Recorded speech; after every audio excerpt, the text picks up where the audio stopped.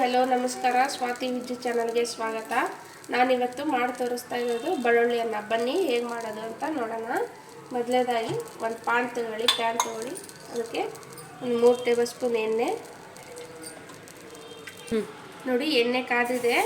ಇವಾಗ ಸಾಸಿವೆ ಚಟಪಟ ಆದ ನಂತರ ಜೀರಿಗೆ, ಸ್ವಲ್ಪ ಕಡಲೆಬೇಳೆ ಹಾಕೋಬೇಕು, 1 ಟೇಬಲ್ ಸ್ಪೂನ್ನಷ್ಟು. ಕಡಲೆಬೇಳೆ ಸ್ವಲ್ಪ ಬ್ರೌನಿಶ್ ಕಲರ್ ಮಾಡಬೇಕಿದೆ.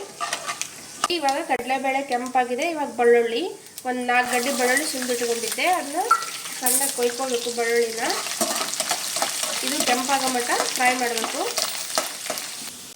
ಇವಾಗ ಬೆಳ್ಳುಳ್ಳಿ ಕೆಂಪಾದು. ಇವಾಗ ಒಣಮೆಣಸಿನ್ಕಾಯಿ ಹಾಕೋಬೇಕು, ಒಂದು 3 ಒಣಮೆಣಸಿನ್ಕಾಯಿ ಹಾಕೊಂಡ್ಮೇಲೆ ಕರಿಬೇವು.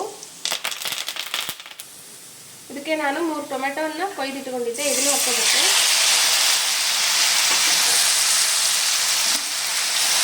ರುಚಿಗೆ ತಕ್ಕಷ್ಟು ಉಪ್ಪು, 2 ಸ್ಪೂನ್ ಖಾರ ಪುಡಿ ಹಾಕಬೇಕು.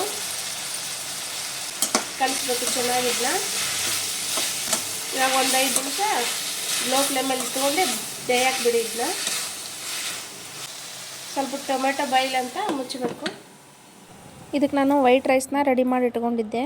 ಈ ಮಸಾಲಿನ ಈ ರೈಸ್ ಜೊತೆ ಮಿಕ್ಸ್ ಮಾಡ್ಕೋಬೇಕು. ಇದಕ್ಕೆ ಮಿರ್ಚಿ ಒಳ್ಳೆ ಕಾಂಬಿನೇಷನ್. ಈ ವಿಡಿಯೋ ನಿಮ್ಗೆ ಇಷ್ಟ ಆದಲ್ಲಿ ಲೈಕ್ ಮಾಡಿ, ಶೇರ್ ಮಾಡಿ, ಸಬ್ಸ್ಕ್ರೈಬ್ ಮಾಡಿ.